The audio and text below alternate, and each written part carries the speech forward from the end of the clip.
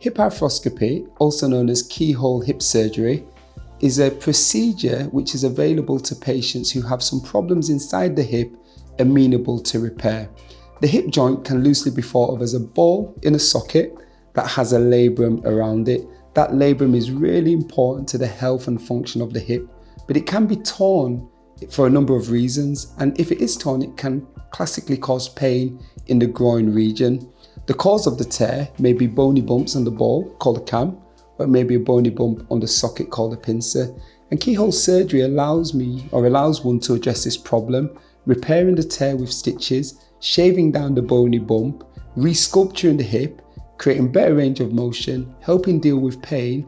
And in addition to helping the patient in the short and the medium term, there is increasing evidence that when done well, can reduce significantly your risk of getting arthritis and needing something more invasive down the line, such as a hip replacement. So keyhole surgery can be done on a day case basis, although some patients may stay one night going home when they're comfortable. You'll be on crutches within a few hours after surgery, mobilizing comfortably, and most people are off crutches at about 2 weeks, engaging with physiotherapy immediately, getting back to sports usually by 3 months. So it's a gradual process. The risks of keyhole surgery are really low, in low single digits, and include infection, nerve injury, fracture, or failure to improve.